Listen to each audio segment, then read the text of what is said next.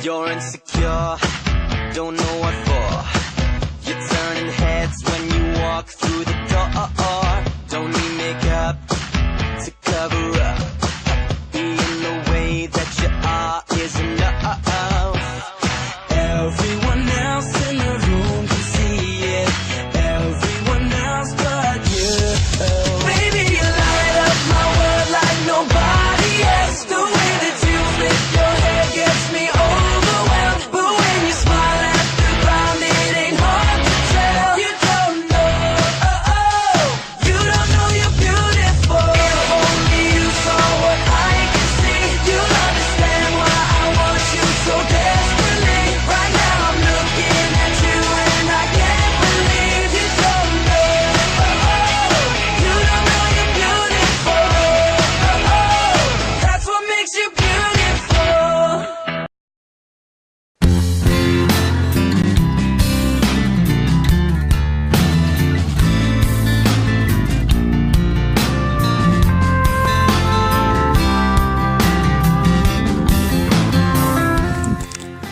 Di sini kita akan membahas tentang kedudukan kecerdasan emosional.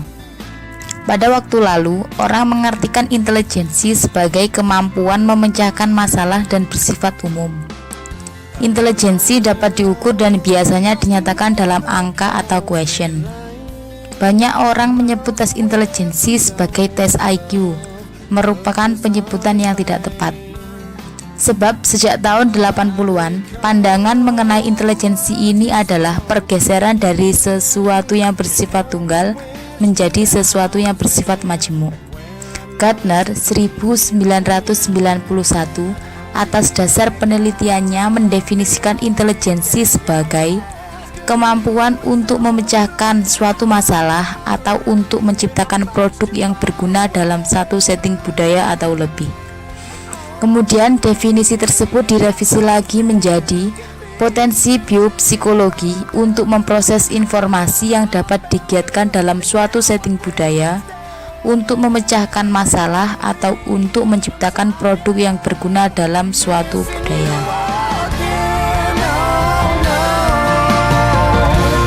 Once again, there's nothing here for me on this barren road.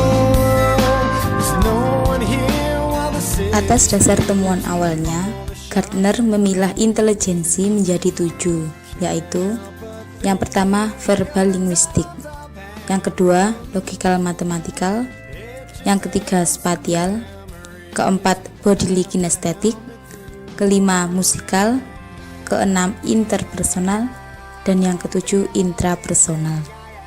Ask of you is to hold her when I'm not around, when I'm much too far away. We all need that person who can be true to you. Pada tahun 1999, Gardner mengemukakan beberapa kategori intelijensi lainnya, yaitu naturalistic intelligence, spiritual intelligence, dan existential intelligence. Dalam kaitan dengan pendidikan, pandangan Gardner dapat disarikan sebagai berikut. Some search, never finding a way to fall. They waste away. Yang pertama, pendidik mampu dalam bidang bahasa, menulis secara terampil, dan berbahasa secara efektif. Yang kedua, pendidik menampilkan keterampilan interpersonal secara kuat. Mereka memahami aspirasi dan ketakutan orang lain. Yang ketiga, pendidik berkemampuan intrapersonal yang baik, menyadari kelebihan, kelemahan, dan tujuan sendiri. Dan yang terakhir, pendidik yang efektif tahu akan keberadaannya, membantu orang lain memahami situasi hidup, mengklarifikasi setiap tujuan, dan merasa berarti dalam setiap kehidupan manusia. When I'm much too far away. We all need the person who can be true to you. I left away. Perkembangan otak manusia dan fungsinya hampir semua terjadi ketika anak berusia dini. Perhatikanlah pandangan Bloom tentang perkembangan otak manusia. Anak usia 0 sampai 4 tahun, 50% kemampuan otaknya telah berfungsi. Anak usia 4 sampai 8 tahun, 80% kemampuan otaknya telah berfungsi. Sedang anak usia 8 tahun ke atas tinggal mengembangkan 20% kemampuan otaknya. Perkembangan otak terjadi kalau diasah terus-menerus. Namun sayangnya, dalam penelitian ditunjukkan bahwa kebanyakan anak hanya dikembangkan kemampuannya sekitar 5% saja. Dengan demikian, seharusnya sejak dini pendidikan memberi banyak kesempatan anak untuk mengembangkan fungsi otaknya. Walaupun pada usia-usia yang lebih tinggi, hanya sebagian kecil saja dari kemampuan otak yang dikembangkan.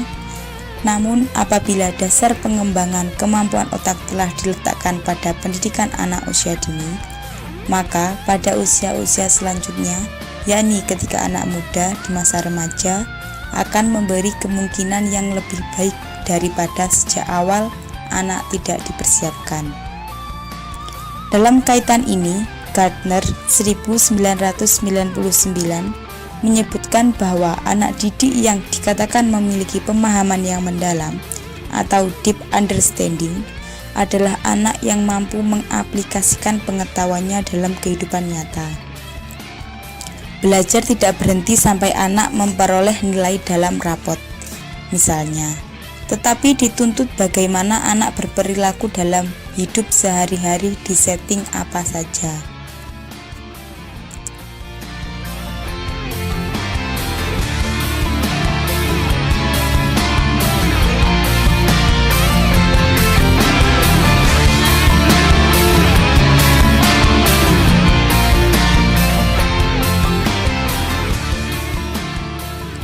Selanjutnya adalah kecerdasan emosional.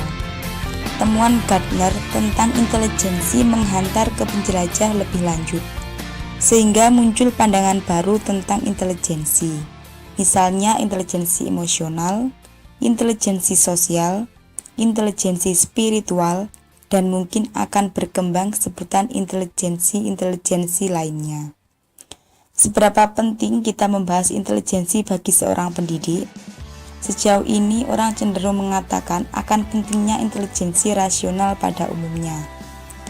Namun dalam berbagai studi kasus, terbukti bahwa hanya 10% hingga 20% intelijensi rasional itu menentukan keberhasilan hidup. Itulah sebabnya mengapa Goleman 1995 merujuk bahwa intelijensi emosional sebagai master aptitude, sebab ia telah membimbing penggunaan kemampuan intelektual dan kemampuan lainnya. Intelijensi emosional sering dipandang sebagai istilah yang sangat luas. Namun pada intinya, ia adalah kemampuan untuk mengidentifikasi dan melabeli perasaan. Secara lebih jelas, di sini Salome mendefinisikan intelijensi emosional sebagai a set of competency that have to do with understanding emotion in oneself and in other, regulating emotion in oneself and in other. Most importantly, being able to use your emotion as a source of information with problem solving, being creative, and dealing with social situation.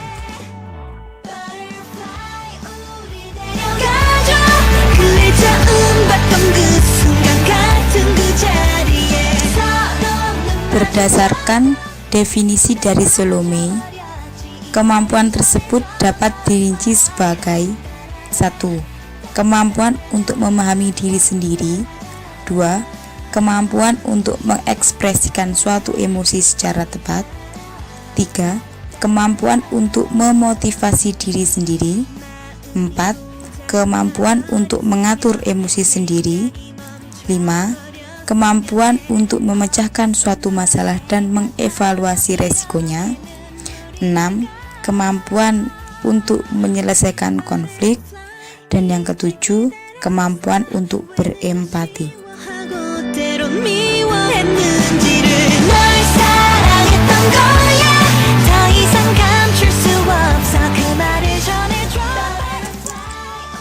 Seseorang yang memiliki intelijensi emosional tinggi akan memiliki ciri-ciri sebagai berikut.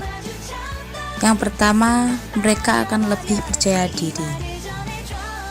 Mereka juga akan memiliki harga diri yang tinggi, memiliki sedikit masalah perilaku, akan bersifat lebih optimis, mampu menangani emosi sendiri secara lebih baik, dan dapat hidup bahagia. Satu kemampuan emosional yang menjadi primadona adalah kemampuan berempati. Empati merupakan kemampuan memasuki dunia pribadi orang lain tanpa kehilangan jati dirinya sendiri atau tidak menjadi lebur dalam pribadi orang lain. Di samping empati, kemampuan emosional harus tampak pada kemampuan mendengarkan. Kemampuan sebagai pendengar yang aktif menuntut keterampilan memperhatikan, menginterpretasi, dan mengingat stimulus-stimulus yang kita tangkap dari pembicaraan. Dalam kaitan hubungan interpersonal, mendengarkan merupakan keterampilan yang sangat penting. Bahkan suatu penelitian terhadap kepala personalia pada 300 perusahaan ditemukan bahwa mendengarkan secara aktif menduduki peringkat teratas di antara keterampilan-keterampilan yang harus dimiliki oleh manajer atau pemimpin.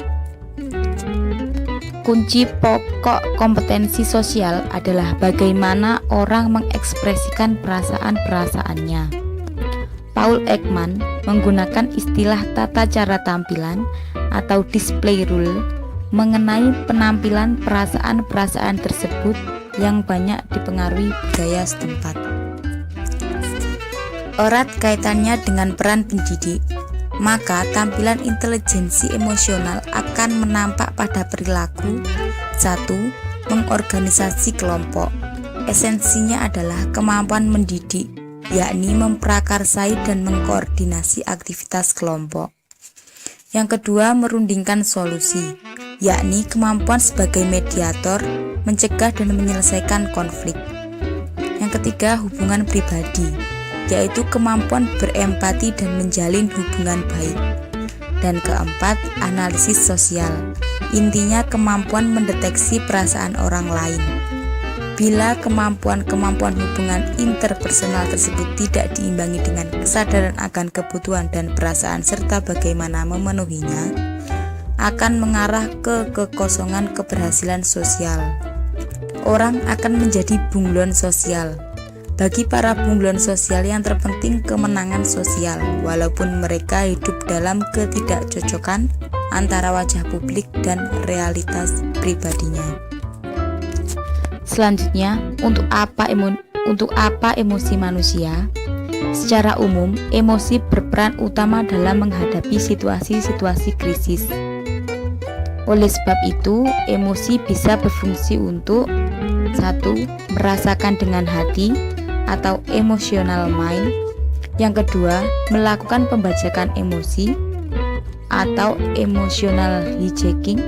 Dan yang ketiga, sebagai dasar pengambilan suatu keputusan.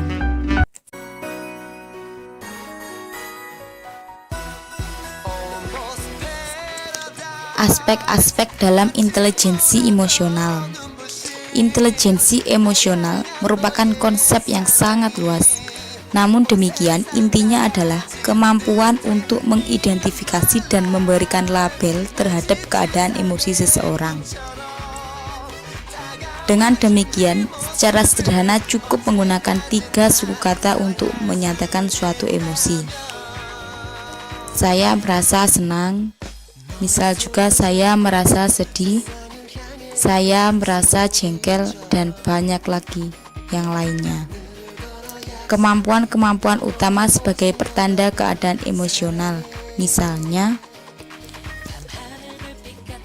kemampuan untuk memahami diri sendiri, kemampuan untuk mengekspresikan emosi secara tepat, kemampuan untuk memotivasi diri, kemampuan untuk meregulasi keadaan emosi diri sendiri, kemampuan untuk memecahkan masalah dengan segala resikonya, kemampuan untuk menyelesaikan suatu konflik, dan kemampuan untuk berempati. 떠나보는 거야 달려가는 거야 loving you forever almost paradise 태양보다 더 따스한 Dengan mempelajari intelijensi emosional, maka kita akan mengarahkan pendidik dalam mengenali peranan unik dari emosi dasar manusia yang terdiri atas marah, takut, bahagia, cinta, kagum, jijik, dan sedih. You are all of my love You are all of my life Dan selanjutnya, pentingnya intelijensi emosional dalam pendidikan. Pemahaman mengenai intelijensi emosional akan menjadi dasar bagi pendidik untuk mengambil ide-ide pengembangan emosional ke dalam praktek-praktek pendidikan. Dalam hal ini, kita harus memiliki keyakinan bahwa setiap pendidikan harus memiliki kesadaran penuh arti pentingnya intelijensi emosional dan mereka mampu memilah anak-anak yang berpenampilan intelijensi emosional tinggi dan yang rendah.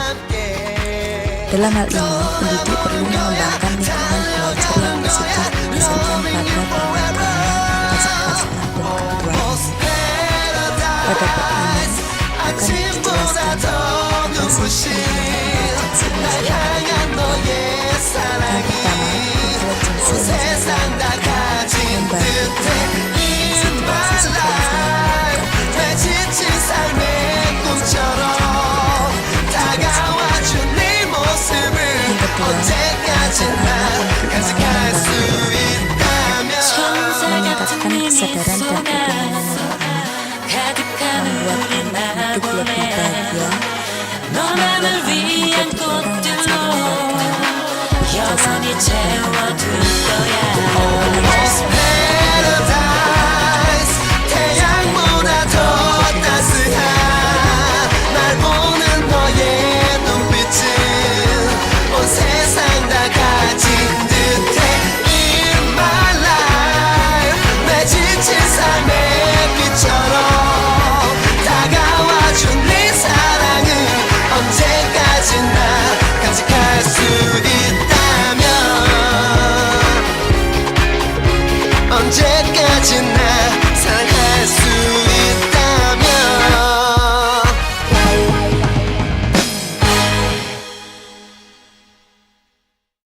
I'm at a payphone trying to call home all of my change I spent on you